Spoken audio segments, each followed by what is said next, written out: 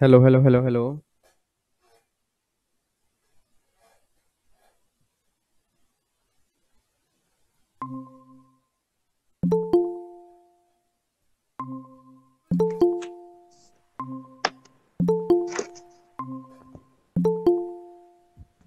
Good evening जी, good evening.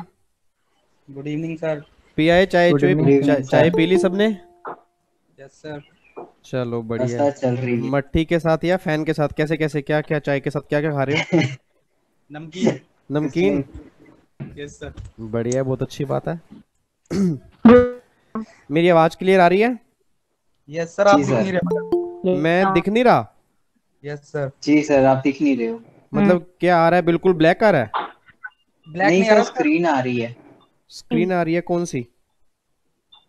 जी sir, हम लोग सब वीडियो कॉल वाले जितने हैं स्टूडेंट्स, हम लोग आ रहे हैं, आप नहीं दिख रहे हो। अच्छा अच्छा, एक सेकंड रुको यार। अब मैं आ रहा हूँ? आ रहा जी है, आ रहा सर। है। आ रहा है क्या ना लायक? यस आ सर, रहे हो यस आ रहे हो आ रहे होता है।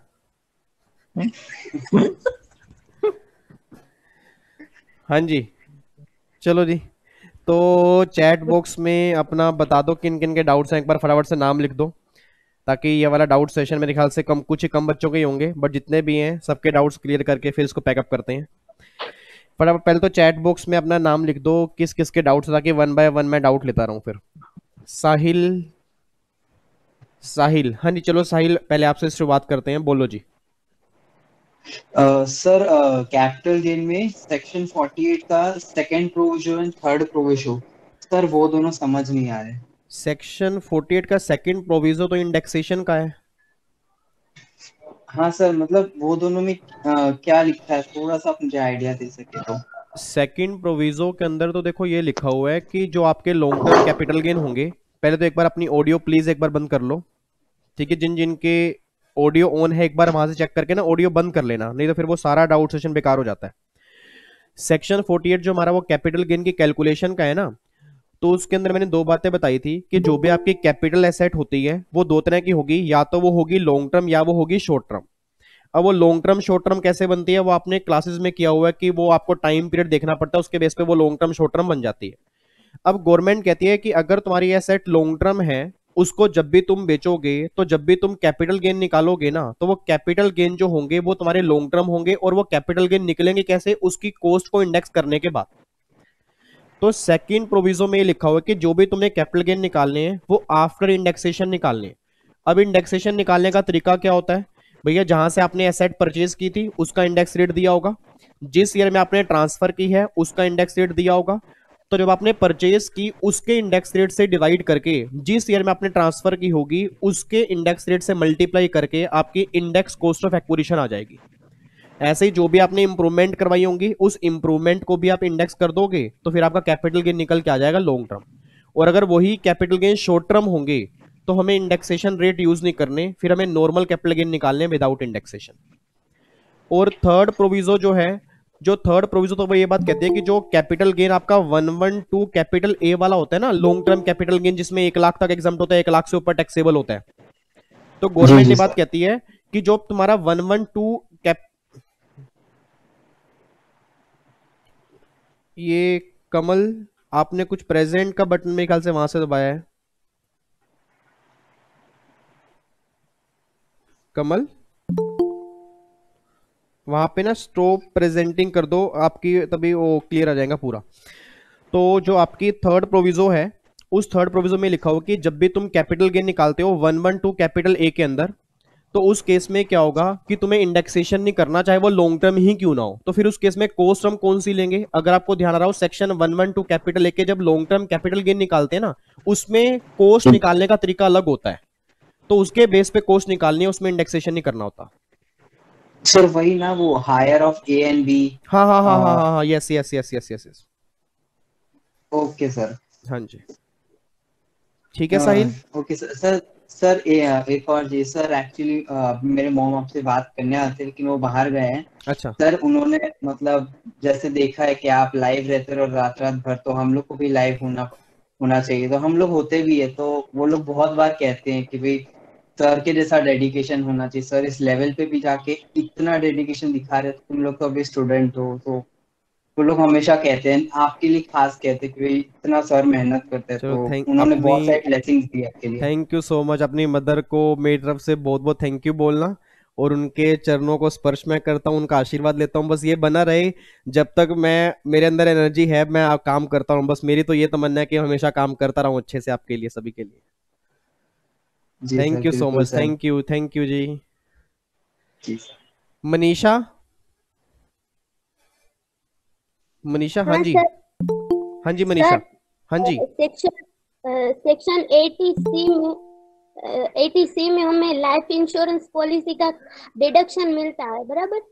हाँ जी, तो हाँ जी। सेक्शन 10 सबसेक्शन डी है, उसमें क्या डिफरेंस है? 80D में तो आपको हेल्थ की इंश्योरेंस का मिलता है ना। ल, कौन सा क्या? 80C 80 life insurance policy. किस में डिफरेंस पूछ रहे हो, एक बार दोबारा बोलना। 80C और section 80C and section 10 subsection 10D। नहीं नहीं नहीं नहीं, उन दोनों में तो ये डिफरेंस है। सेक्शन 10 तो बात करता है कि जब LIC का पैसा मैच्योरिटी पर मिलेगा उस टाइम क्या ट्रीटमेंट होगा, और सेक्शन 80 से ये बात करता है कि जब तुम प्रीमियम पे करते हो, जो तुमने प्रीमियम पे किया उसका ट्रीटमेंट क्या होगा। तो 80 से ये बोलता है कि जब तुम प्रीमियम पे करोगे तुम डिडक्शन क्लेम कर लोगे, और जब वो पैसा तुम्हें मैच्योरिटी पर मिलेगा तो उस केस में उसका ट्रीटमेंट क्या होगा, वो सेक्शन 1010D के अंदर है। Okay. And sir section 80 CCD में डिडक्शन मिलता है, जो न्यू क्लोज है ना, सेक्शन क्लोज नंबर 15 अमेंडमेंट्स का, क्लोज वो नंबर नहीं सर। 51B। क्लोज 15 नहीं, 15 क्लोज। कौन सा 15 क्लोज, एक बार दोबारा रिपीट करो, कौन सा क्लोज? सेक्शन 80C में जो इंसर्ट क्लोज है ना, हाँ हाँ, उसके अंदर तो सेंट्रल गवर्नमेंट स्टेट गवर्नमेंट का एक पॉइंट उन्होंने ऐड किया है कि अगर वो अप्रूव करेंगे तो आपको डिडक्शन मिलेगी। पर जो पेंशन स्कीम है उसका ना, हाँ जी, हाँ जी, हाँ जी।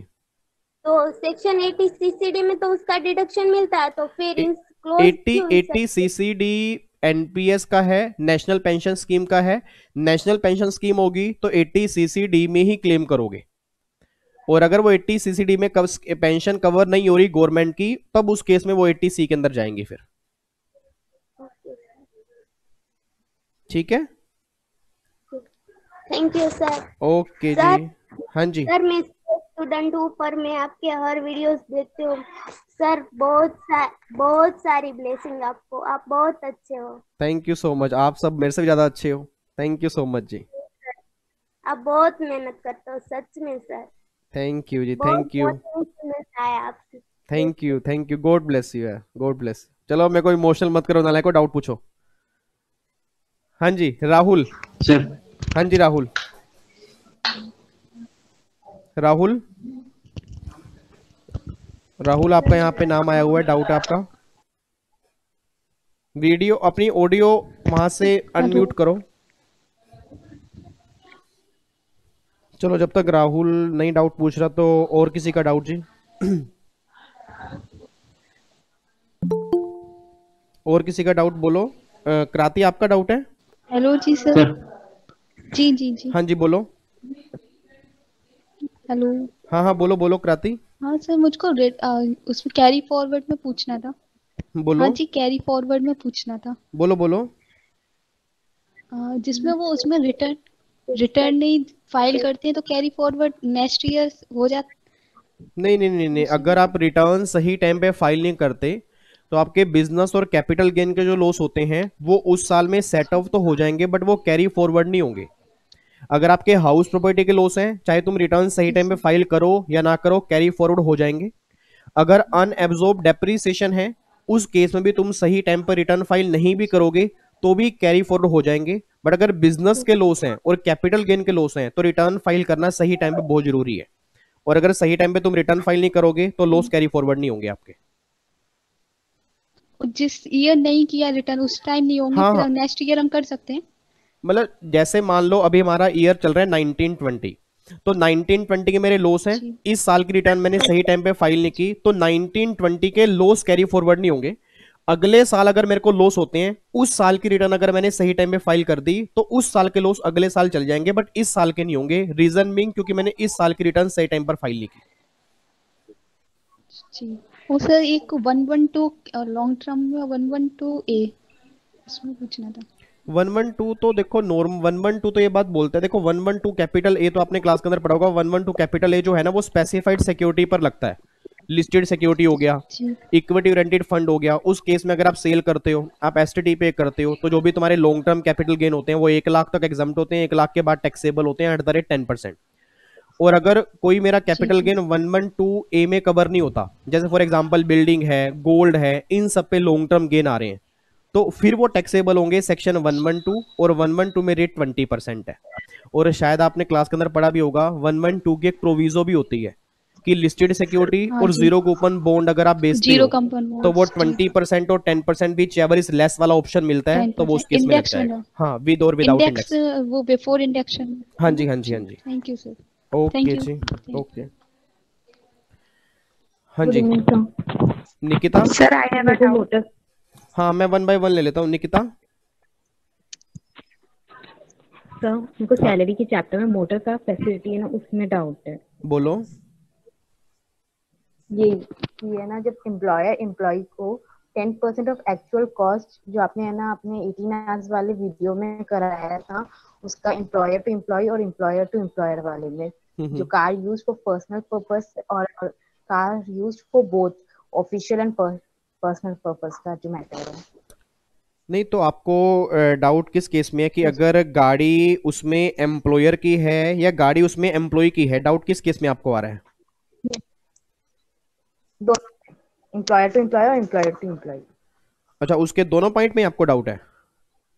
हाँ उसमें तो ये है, देखो अगर गाड़ी एम्प्लॉयर की है और अगर खर्चा एम्प्लॉय कर रहा है, अगर गाड़ी एम्प्लॉयर की है और खर्चा एम्प्लॉय कर रहा है, तो उस केस में गवर्नमेंट ये बात कहती है कि भैया अगर खर्चा एम्प्लॉय करे तो उसको फायदा सिर्फ गाड़ी का हुआ, तो जो भी उस गाड़ी की वैल्यू होगी उसका 10% ये मान लो कि तुम्हें फायदा हो गया, और वो 10% एम्प्लॉय के हाथ में टैक्सेबल होगा। कब? अगर वो सिर्फ यूज कर रहा है ऑफिशियल।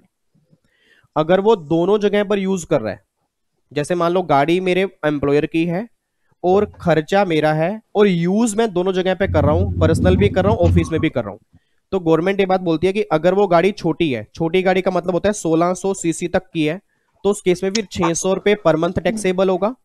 और अगर वो गाड़ी बड़ी है फिर 900 रुपए पर मंथ टैक्सेबल होगा। बट कई बार केस ऐसा भी आता है जिसमें गाड़ी भी एम्प्लॉयर की होती है और खर्चा भी एम्प्लॉयर करता है, मतलब गाड़ी भी उसकी, खर्चा भी उसका, और यूज मैं दोनों जगह पे कर रहा हूं, तो उस केस में फिर 1800 रुपए छोटी गाड़ी का, 2400 रुपए बड़ी गाड़ी का, और अगर साथ में ड्राइवर भी होगा तो 900 रुपए फिर हम ड्राइवर का भी उसके अंदर ऐड करते हैं। ठीक है निकिता, आपको मेरी बात समझ में आ रही है?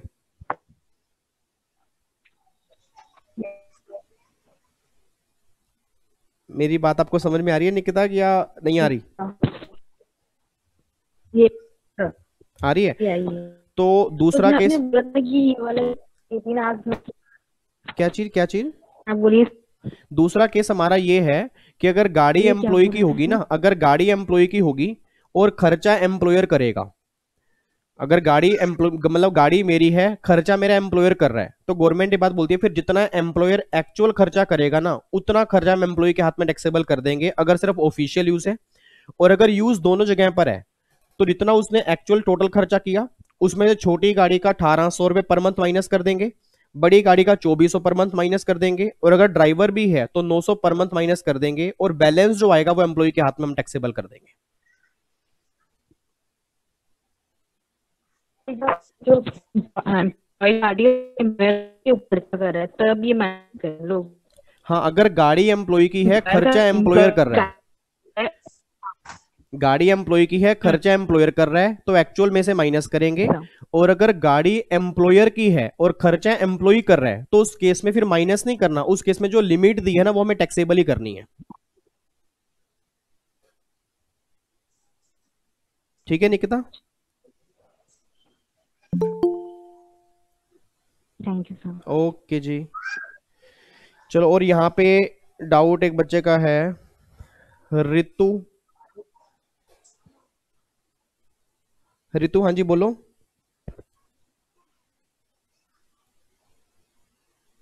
आपकी आवाज नहीं आ रही, वहां पे आपकी ऑडियो बंद है। सर आपको आवाज आ रही है? हाँ बिल्कुल आ हेलो। रही है जी, हाँ जी, हाँ जी, आ रही है, आ रही है। सर रेसिडेंटल स्टेटस का डाउट है। बोलो। सर हम कौन सी कंडीशन हर केस में चेक करते हैं?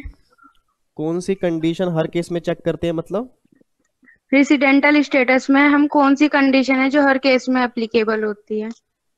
दो बेसिक कंडीशन है, दोनों की दोनों आपको चेक करनी होती हैं, बट 3 केस ऐसे होते हैं जहां पे ओनली फर्स्ट कंडीशन ही देखनी होती है। अगर आप इंडिया छोड़ के बाहर जा रहे हो एम्प्लॉयमेंट के लिए, या एज ए क्रू मेंबर आप बाहर जा रहे हो, या बाहर से इंडिया में विजिट कर रहे हो, तो उस केस में ओनली फर्स्ट कंडीशन चेक करेंगे, बाकी सब केस में दोनों चेक करनी होती हैं। Okay sir. ठीक है रितु? सर ये यस सर। सर ये डाउट सेशन यूट्यूब पे अपलोड होंगे? बट डाउट सेशन तो मेरे को ना पहले जो मेरा उसमें ना, इसमें रिकॉर्डिंग नहीं हो रही, मेरे को ना गूगल मीट का पता नहीं था। इसमें ना कोई जी सूट करके एक अकाउंट होता है, एक होता है नॉर्मल जीमेल, एक जी सूट करके अकाउंट होता है।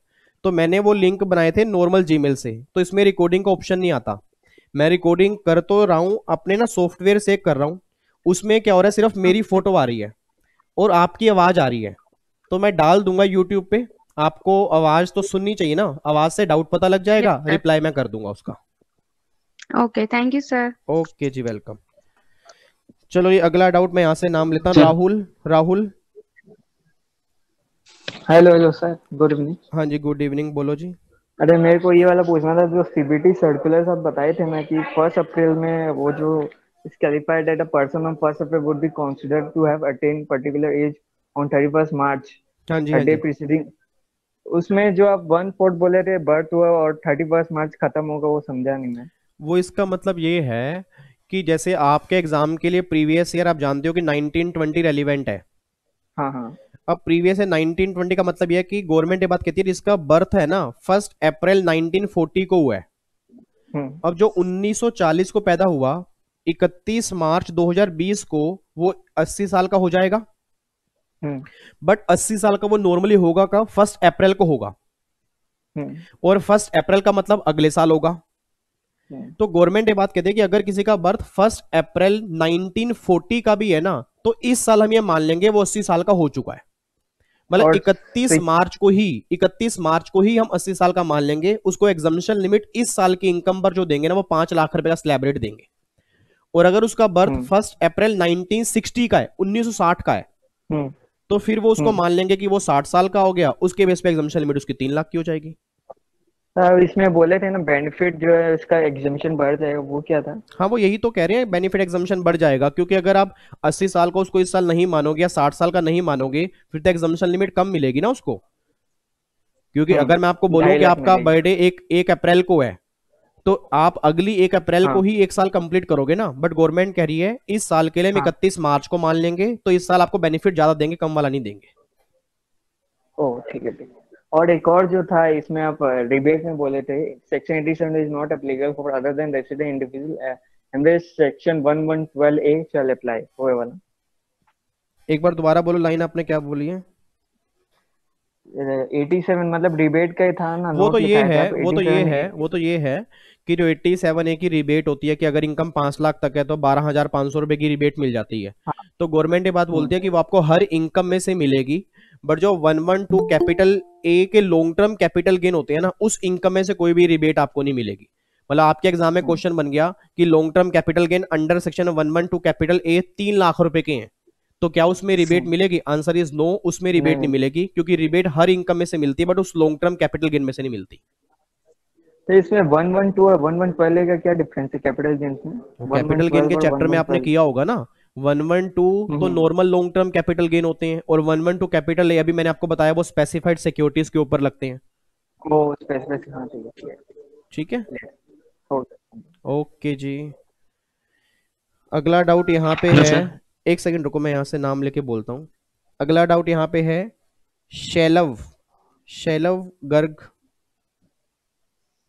है कोई बच्चा यहाँ पे या चला गया? शैलव Garg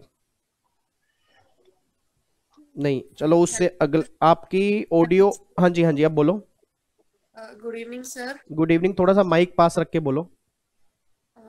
sir actually I don't have a mic अच्छा राइट चलो, नाउ। हाँ हाँ, बोलो बोलो बोलो, अब आ रही है, क्लियर आ रही है जी। सर मेरा एक डाउट था, कन्वर्जन ऑफ कैपिटल, जब अपन कन्वर्जन करते हैं अपने पर्सनल इफेक्ट की गुड्स को स्टॉक इन ट्रेड में, तो उस कंडीशन में क्या होता है सर? अगर एक्चुअली मुझे अगर पर्सनल इफेक्ट को आप स्ट्रोक इन ट्रेड में लेके जा रहे हो फिर तो कन्वर्जन पे कोई टैक्स लगेगा ही नहीं ना, क्योंकि पर्सनल इफेक्ट तो ना कैपिटल एसेट है ही नहीं। ओके सर, फिर इसका पीजीबीपी में क्या होएगा सर? पीजीपी में जब वो स्टॉक इन ट्रेड बनने के बाद आगे बेचोगे फिर वो पीजीपी के अंदर टैक्सेबल हो जाएगा। ओके सर मुझे ये तो समझ में आ गया था कि ये कैपिटल गेन का तो इसमें तो कोई मतलब कैपिटल गेन में तो कैसे भी नहीं जाएगा ये, बट ये समझ में नहीं आया था कि पीजीबीपी की इनकम में कैसे इंक्लूड होगा। अच्छा क्योंकि बट सर देखो पीजीपी की इनकम में जब आप स्टॉक इन ट्रेड बेचोगे तो आपको सेल प्राइस आपका पता होगा, ठीक है ना, कॉस्ट आपको दी होगी कि जितने का आपने परचेज किया होगा। जी सर। तो जो डिफरेंस आपका होगा वो सारी की सारी पीजीपी की इनकम बन जाएगी।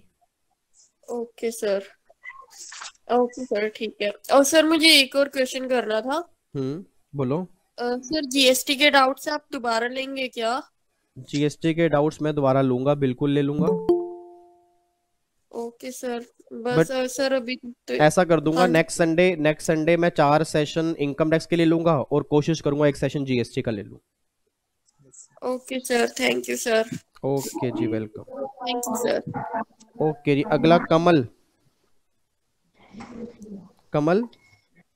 जी सर, नमस्ते सर। नमस्ते जी। सर मुझे डाउट्स जो है वो हाउस प्रॉपर्टी का सर। बोलो सर। उसमें आपने बताया था कि म्युनिसिपल टैक्स जो होता है वो ओनर के द्वारा पेड किया जाता है। हाँ जी, तब हाँ माइनस जी, हाँ जी। अगर उसका जो मतलब जो टेनेंट होता है अगर वो पे करता है तो माइनस नहीं करेंगे सर? नहीं, देखो अगर टेनेंट पे करेगा ना तो डिडक्शन ओनर को नहीं मिलेगी। तो गवर्नमेंट ये बात कहते हैं कि हाउस प्रॉपर्टी की जब भी आप इनकम निकालोगे उसमें म्युनिसिपल टैक्स की डिडक्शन ही आपको तब मिलेगी जब ओनर ही म्युनिसिपल टैक्स पे करेगा। इट मींस अगर म्युनिसिपल टैक्स टेनेंट ने पे किए होंगे ना तो उसकी इनकम में माइनस नहीं होंगे, बस ये बात ध्यान देना। तो अगर क्वेश्चंस में municipal tax paid by tenant आता है तो फिर माइनस नहीं करना पड़ेगा? नहीं, अगर पेड बाय टेनेंट है, पेबल बाय टेनेंट है और इवन पेबल बाय ओनर भी है तो भी माइनस नहीं करोगे जब तक पेड बाय ओनर नहीं आएगा। जी सर। और सर एक मतलब प्रॉब्लम यहाँ आती है कि सर वो सैलरी के क्वेश्चंस करते हैं तो जब सैलरी का मीन्स अलग हो जाता है, जैसे ग्रेजुएटी में सैलरी का मतलब अलग हो जाता है, पेंशन में अलग हो जाता है, एचआरए में अलग हो जाता है, तो उसके लिए सर क्या करें? यार सैलरी का ना देखो नॉर्मली पूरे चैप्टर में सैलरी का मीनिंग ऑलमोस्ट सेम है, सिर्फ एक तो ग्रेचुटी का, अगर कोई एम्प्लॉय ग्रेचुटी एक्ट में कवर है तब सिर्फ फर्क आता है जहां पे बेसिक प्लस में डीए टोटल वाला लेते हैं, ठीक है। और जब हम आरएफए के लिए सैलरी निकालते हैं तब सैलरी अलग होती है। बाकी ऑलमोस्ट पूरे चैप्टर में सैलरी का मतलब बेसिक प्लस में डीए उठोए वाला प्लस में commission percentage based on turnover, बाकी पूरे चैप्टर में सैलरी का मतलब यही है। तो आप ना जब भी सैलरी पढ़ो तो आप अपने माइंड में लेके चलो कि भैया सैलरी के ना टोटल 3 ही मतलब हैं। एक तो बेसिक प्लस डीए टोटल वाला जो ग्रेचुटी एक्ट में कवर होगा तब लेंगे, एक लेंगे आरएफए में बेसिक प्लस में डीए उठोए वाला प्लस में कमीशन एवरी टाइप प्लस में बोनस प्लस में अलाउंसेस, वो सारा का सारा सैलरी का मतलब। और बाकी जो भी केस होंगे वहां पर सैलरी का मतलब ऑलमोस्ट सेम ही है। सर एक बार 50C जो कैपिटल गेन का है उसको एक बार रिवाइज कर देंगे सर, वो उसमें थोड़ा दिक्कत आती है। 50C ना मैं आपको बता रहा हूँ, डाउट सेशन 2 मेरे ख्याल से आपने अटेंड नहीं किया होगा इससे पहले वाला। उसके अंदर एक बच्चे ने 50C का डाउट लिया था, मैंने पूरा कंप्लीट उसमें समझाया है। तो वो डाउट सेशन मैं ना यूट्यूब पे डाल दूंगा, तो उसको बीच में आप करके 50C देख लेना, पूरा क्लियर हो जाएगा आपको। ठीक है सर। और सर ये जैसे कि मैंने अभी डिस्कस करा था कि जो ग्रेजुएटी है और पेंशन है उसमें जो लास्ट में थर्ड पॉइंट है वो 15 डिवाइडेड बाय 26, ये वाले में कैलकुलेशन में दिक्कत आती है सर। कैलकुलेशन में यार इसलिए दिक्कत आती है क्योंकि आप ना वहां पे सैलरी गलत ले लेते हो, ठीक है। और वो प्रॉब्लम आपकी नहीं है, वो प्रॉब्लम ना बहुत सारे बच्चों की है, क्योंकि पहले 2 पॉइंट में तो कुछ है ही नहीं। सबसे मेन पॉइंट तो पॉइंट नंबर 3 है। तो बच्चा वहां पे ना गलती करता है सिर्फ सैलरी निकालने में।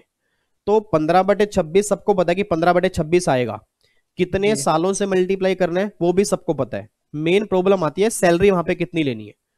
तो आपको ना बस सैलरी निकालते हो ध्यान देना है कि अगर वो एम्प्लॉय ग्रेचुटी एक्ट में कवर होता है फिर तो बेसिक सैलरी जो होगी उसमें डीए ऐड करना है टोटल वाला, और हमें सैलरी लेनी है मंथली, ठीक है ना। क्योंकि अगर आपने ध्यान दिया हो तीसरा पॉइंट ये बात कहता है हाफ मंथ सैलरी मतलब आधे महीने की सैलरी एग्जम्प्ट करेंगे। तो आधे महीने का मतलब क्या है, जब पूरे महीने की सैलरी लेंगे तभी तो हाफ मंथ की निकल के आएगी।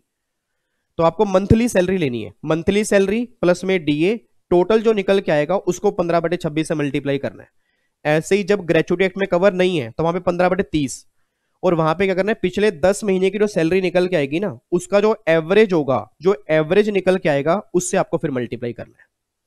जी sir, thank you sir, doubts हो गए सर। सर एक चीज बोलनी थी सर। हाँ जी सर जैसे कि आप मतलब कि ये चीज अच्छा करते हैं कि सर आप हेल्प सबकी करते हैं, मतलब कि शॉर्ट नोट्स बनाते हैं और बहुत सारी चीजें आप प्रोवाइड करते हैं सर। तो सर मैंने एक चीज मतलब मेरे को ऐसा लगा सर कि इससे हमको मतलब कि सभी का ऐसा होता है कि सर इससे मतलब हमारा मेंटली में ऐसा होता है कि अपना दिमाग ज्यादा नहीं चल पाता सर, मतलब कि एक आलस टाइप में आलसी हो जाता है। वो चीज बहुत गलत है ना, वो चीज तो मैं हमेशा ही समझाता हूँ, ये आपके अंदर कभी होना, पता है क्या, मैं ऑलवेज, आप कभी देखना, मैं हमेशा यूट्यूब पे वीडियो डालते हो हमेशा ये बात कहता हूँ कि मेरी वीडियो को आप एडिशनल मान के चलो। क्योंकि प्रॉब्लम क्या है, देखो जो आप अपनी रिवीजन कर रहे हो ना, वो आपको अपनी रिवीजन करनी है। अगर आप ये सोच के बैठ जाओगे चल यार विवेक सर ने डेली शाम को 7 बजे आना तो है ही है, हमारा क्या जा रहा है हम वो देख लेंगे, तो उसमें गलती ना आपकी है। क्योंकि रीजन बीइंग क्या है, आप ये सोच के बैठ गए विवेक सर तो मेहनत कर ही रहे हैं, तो हम आके बैठ जाएंगे तो हमारी मेहनत कम हो जाएगी। देखो जो मैं हार्डवर्क कर रहा हूं वो मैं इसलिए कर रहा हूं कि जो आपने अपनी रिवीजन की है ना उसमें एक एडिशन जुड़ जाए। आपके नंबर आने चाहिए थे 60, उसको मैं 80 में कन्वर्ट कर दूं। आपके नंबर आने चाहिए थे 70, उसको मैं 90 में कन्वर्ट कर दूं। अब आप ये सोच के बैठ जाओ कि मैं हार्डवर्क करूंगा ही नहीं, तो फिर तो कोई फायदा नहीं हुआ ना, मेरा भी फायदा नहीं हुआ, फिर आपका भी फायदा नहीं हुआ। सर बेसिकली बहुत सारे जने ऐसे ही करते हैं, क्योंकि सर मेरे फ्रेंड्स उन्हीं ऐसे हैं, मतलब कि मैं उनसे ही देखा मैंने, तो इसलिए मेरे मन में आया कि सर ऐसा मतलब कि जो सर अपने को इतना चीजें प्रोवाइड कर रहा है तो मतलब कि वो अपनी तरह से मेहनत ही नहीं कर रहे ना सर। गलत है गलत है, उनको अभी नहीं पता, आगे आगे बहुत दिक्कत आएगी। देखो आप मुझे एक बात बताओ, मैंने तो क्या बोला कि हमारे टाइम में ऐसा यूट्यूब पे कुछ होता ही नहीं था। मतलब हम तो तरस जाते थे कि मतलब कोई टीचर एक वीडियो उठा के डाल दे, कम से कम हम रिवीजन कर ले, ठीक है। तो उस चक्कर में क्या था कि और जो चीज मेरे को लगती थी वो चीज मैंने आके दूर की। मैंने कहा नहीं यार, क्योंकि कुछ बच्चे ऐसे होते हैं जिनको रिवीजन के अंदर प्रॉब्लम्स आती है और हर बच्चा कोचिंग तो ले नहीं सकता। तो मेरा बस ये है कि जो कोचिंग नहीं ले पा रहा या जो कोचिंग लेके बैठ चुका है उसने रिवीजन कंप्लीट कर लिया है, उसको एडिशनल कुछ पढ़ना है वो इसको देखे। बट आप ये सोच के बैठ जाओ कि विवेक सर ही मेहनत करेंगे, हम तो करेंगे ही नहीं, तो फिर फायदा कुछ भी नहीं होगा बिल्कुल भी। जी सर। सर लास्ट में आप अपना आशीर्वाद बनाए रखे सर हमारे साथ। मेरा आशीर्वाद यार सबके ऊपर है, आपके विशेष चाहिए मुझे भी। Thank you so much. Thank you so much sir. चलो जी अगला डाउट फिर यहाँ पे है वेदांती, हाँ कहाँ गया बच्चा वेदांती?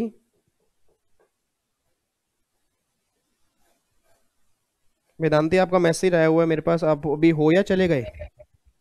Sir hello sir. हाँ जी हेलो। सर मुझे 54F का एग्जामिशन कैसे आता है?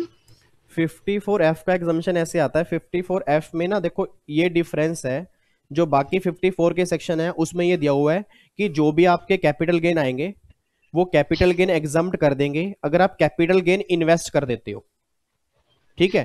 54F ये बात कहता है कि हम तुम्हारे कैपिटल गेन तब एग्जम्प्ट करेंगे अगर तुमने नेट सेल कंसीडरेशन इन्वेस्ट किया। इसका मतलब ये है, मैं आपको एक छोटा सा एग्जांपल देता हूं। जैसे मान लो मैंने एक प्रॉपर्टी बेची और वो 60 लाख की प्रॉपर्टी बेची। जब मैंने प्रॉपर्टी को बेचा 60 लाख का, तो उसको बेचने पर मेरा खर्चा हुआ 5 लाख और उसकी कॉस्ट मान लो है 25 लाख। तो 25 लाख कॉस्ट, 5 लाख खर्चा, 30 लाख, प्रॉपर्टी बेची 60 लाख की, 30 लाख मेरा कैपिटल गेन आ गया। 54 के जो भी सेक्शन आपने पढ़े होंगे उसमें ये लिखा होगा हम 30 लाख रुपए के कैपिटल गेन एग्जम्प्ट कर देंगे कब, अगर ये 30 लाख रुपए आप इन्वेस्ट कर देते हो। और वो इन्वेस्ट कहां करने हैं वो हर सेक्शन में अलग अलग दिया हुआ है कि आप यहां इन्वेस्ट करोगे तो हम ये एग्जम्प्ट कर देंगे। बट 54F ये बात कहता है कि तुमने प्रॉपर्टी बेची 60 लाख की, उसको बेचने में तुमने खर्चा किया 5 लाख, तो 60 माइनस 5 55 लाख रुपए तुम्हारे हाथ में नेट रह गया। अब अगर तुम ये पूरा 55 लाख रुपए इन्वेस्ट करोगे ना, तब तुम्हारे 30 लाख रुपए एग्जम्प्ट होंगे। और अगर तुम ये 55 लाख में से कम इन्वेस्ट करोगे तो फिर हम सारा कैपिटल गेन एग्जाम्प्ट नहीं करेंगे, फिर एग्जाम्प्ट करेंगे प्रपोर्शन। अब वो प्रपोर्शन कैसे निकालेंगे? आपने बोला सर 55 लाख इन्वेस्ट करने हैं, तो 55 नहीं लगाया, 30 लाख रुपए इन्वेस्ट किए तो क्या होगा? तो अब सोच के बोलना, मेरे 30 लाख के कैपिटल गेन थे, 30 लाख रुपए कैपिटल गेन एग्जाम्प्ट होते कब? अगर मैं 55 लाख रुपए लगाता। तो 30 डिवाइड बाय 55 मल्टीप्लाई 30 लाख लगाने पर कितने एग्जाम्प्ट होंगे, उसका प्रपोर्शन आप निकाल सकते हो। तो बस ये बात ध्यान देना, 54F में नेट सेल कंसीडरेशन इन्वेस्ट करोगे तब कैपिटल गेन एग्जाम्प्ट होगा, और बाकी ऑलमोस्ट जितने भी सेक्शन है उसमें कैपिटल गेन इन्वेस्ट करोगे तब कैपिटल गेन एग्जाम्प्ट होगा। और अगर हम लोग ने वो एग्जाम्शन का मतलब पहले हम लोग ने घर लिया, मतलब बेचा रेसिडेंशियल हाउस, और फिर हम लोग ने दूसरा घर लिया, लेकिन बाद में अगर हम लोग ने वो दूसरा घर बेच दिया तो वो एग्जाम्शन कैंसिल हो जाता है ना? वो अगर विद इन टाइम लिमिट आपने बेच दिया, अगर आपने विद इन टाइम लिमिट बेच दिया, जैसे मैंने आपको लास्ट सेशन के अंदर बताया था कि नॉर्मल टाइम लिमिट होती है 3 साल की, अगर 3 साल के अंदर घर बेच दोगे तो कैंसिल हो जाएगी, 3 साल के बाद बेचोगे तो कोई दिक्कत नहीं है। और सर आपने जो हैंड रिटन नोट्स प्रोवाइड किए थे वो मैंने आपकी वेबसाइट से खरीदे हैं, लेकिन वो मेरे पीसी में आ नहीं रहे हैं, तो मैं उसके लिए क्या कर सकती हूँ? उसके लिए आपको एक बार फिर स्टाफ को कॉल करना पड़ेगा, वो आपको कोऑर्डिनेट कर देंगे।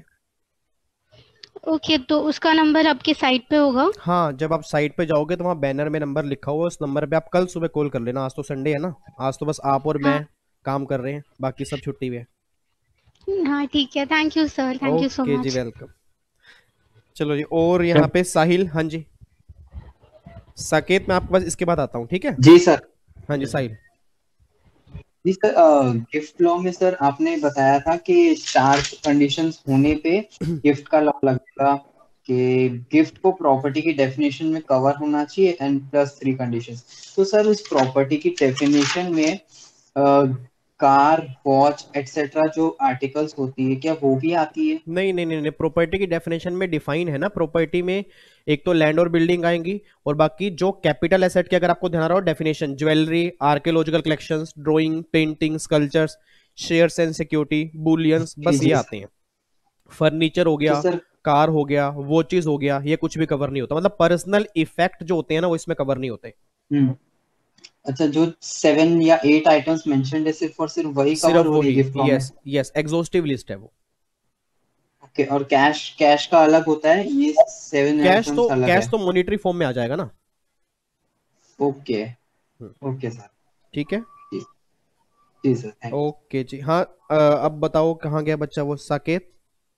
हाँ सर, वो अपील के केस आपका में नाम जो क्या, संकेत या साकेत? साकेत साकेत साकेत, हाँ जी।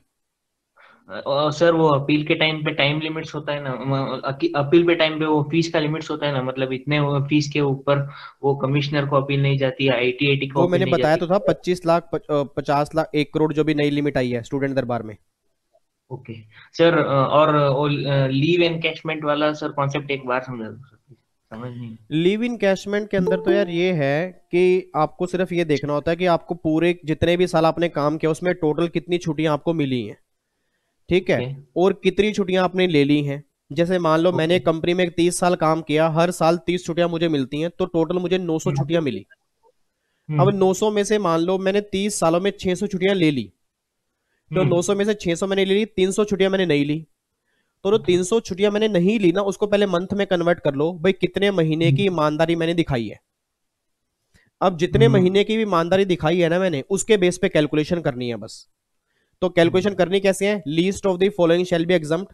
अब पहला तो वही एक्चुअल, दूसरा आपकी लिमिट 3 लाख रुपए की है, तीसरा 10 मंथ और मल्टीप्लाई लास्ट 10 मंथ की जो सैलरी होगी ना उससे मल्टीप्लाई कर देते हैं, और फोर्थ आता है जितने एक्चुअल महीने निकल के आए हैं। एक्चुअल महीने कैसे निकलेंगे? टोटल लीव कितनी मिली, टोटल कितनी लीव ले ली, कितनी लीव बची थी, उसको मंथ में कन्वर्ट करके जो आया ना उसको आप मल्टीप्लाई करोगे एवरेज से। आप sir part of month include होगा यहाँ पे? नहीं, जब भी आप कैलकुलेशन करोगे कंप्लीट ईयर मानोगे, यहाँ पे पार्ट ऑफ मंथ नहीं आएगा। Okay okay sir, thank you. Okay जी, और बताओ जी, किसी को कोई डाउट? हो गए सबके कंप्लीट डाउट या बचे हैं अभी?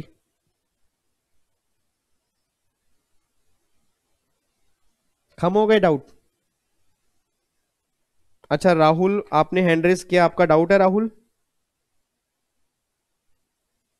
राहुल आपका डाउट है? कहाँ गया राहुल?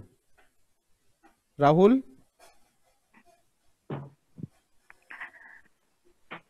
आपकी मेरे हेलो, ख्याल गुड से इवनिंग सर। गुड इवनिंग, नाम बोलो। सर ममता। हाँ जी ममता बोलो। सर मुझे सेक्शन 35 जो पीजीजीपी का सेक्शन 35(1)(2) और 35(1)(3) है, हम्म वो सेक्शन में कंफ्यूजन है। मतलब मैंने दोनों में लिखा हुआ है sum paid to research association, hmm but उसमें कंफ्यूजन ये हो रहा है कि दोनों के बीच में डिफरेंस समझ में नहीं आ रहा है। डिफरेंस दोनों में ये है, 35(1)(2) में जो रिसर्च इंस्टीट्यूट हैं वो नॉर्मल पब्लिक के लिए काम करते हैं, जनरल पब्लिक के लिए काम करते हैं। और 35(1)(3) जो है ना, उसमें जो रिसर्च इंस्टीट्यूट है वो काम करते हैं सोशल साइंस या स्टैटिस्टिकल रिसर्च। जब मैंने क्लास में एग्जांपल दिया था, याद करो, मैंने कहा था कि जो हमारे घरों में जनगणना लेने के लिए आते हैं, आपके घरों में भी आते होंगे ना, कितने मेंबर हैं, कितने लड़के हैं, लड़कियां हैं, कितने पढ़े लिखे हैं, तो ये सब 35(1)(3) में कवर होते हैं। 35(1)(3) में दो वर्ड होंगे, दो वर्ड ऑलवेज ध्यान देना, दो वर्ड होंगे, एक तो सोशल साइंस और एक स्टैटिस्टिकल रिसर्च। इस केस में 35(1)(3) लगेगा। और 35(1)(2) तब लगता है अगर कोई रिसर्च इंस्टीट्यूट जो है जो जनरल पब्लिक के लिए काम करता है। और ऑलवेज ना क्वेश्चन में ना हमेशा दिया होता है कि ये इंस्टीट्यूट 35(1)(2) में अप्रूव है या ये 35(1)(3) में अप्रूव है नॉर्मली। बट अगर नहीं दिया होगा ना तो देखते ही पहचान लेना, अगर सोशल साइंस वर्ड लिखा होगा या स्टैटिस्टिकल रिसर्च लिखा होगा तो 35(1)(3) में जाएगा, नहीं तो वो 35(1)(2) में चला जाएगा। आपकी आवाज साउंड नहीं आ रही, sound sound sound. Okay sir. और सर जो 35(1)(2) है उसमें हमारी दो लिमिट है ना, एक 150% for institute college and universities and 100% for companies. नहीं नहीं नहीं, एक ही लिमिट है 35(1)(2) में, 1)2 में 150% की ही लिमिट है। बट सर उसमें तो जो बुक है उसमें तो मेंशन है कि 100% फॉर कंपनी के लिए। 100% कंपनी के लिए 35(1)(2) कह रहे हो या 35(2)(a) भी कह रहे हो? Sir 35(1)(2) sum paid to research association. 35(1)(2) में एक ही लिमिट आएगी 150%, दो लिमिट नहीं है। एक बार मेरे को भेज देना फोटो, दो लिमिट तो मेरे ख्याल से नहीं लिखी हुई बुक में। कौन सी बुक में लिखी हुई, मेरी बुक में या कैसे? नहीं सर, वो ये आपकी वाली बुक में। हाँ तो उसमें एक 150% ही आएगा। ओके सर, शायद मे भी कंफ्यूजन हो गया, मैं चेक कर लूंगी फिर से। और कोई डाउट ओके जी? Sir, thank you. ओके जी, वेलकम। और किसी के डाउट जी? खत्म हो गए? और किसी के डाउट तो नहीं बचे? चलो बच्चे भी मेरे ख्याल से अब कम ही आए थे आज तो। बाकी क्लियर हो गए ना सबके डाउट? किसी का रह तो नहीं कि अगर है अभी पूछ लो, मैं 10 मिनट बैठ सकता हूँ आराम से। फिर घर के काम भी करने होते हैं नालायकों, तुम्हें क्या पता। हाँ जी, बच्चा कह रहा है आपकी शादी हो गई, अब घर के काम करते हो आप? पापा से पूछ के देखना एक बार। चलो, और किसी के डाउट तो नहीं है? नहीं है मेरे ख्याल से, तो इजाजत है।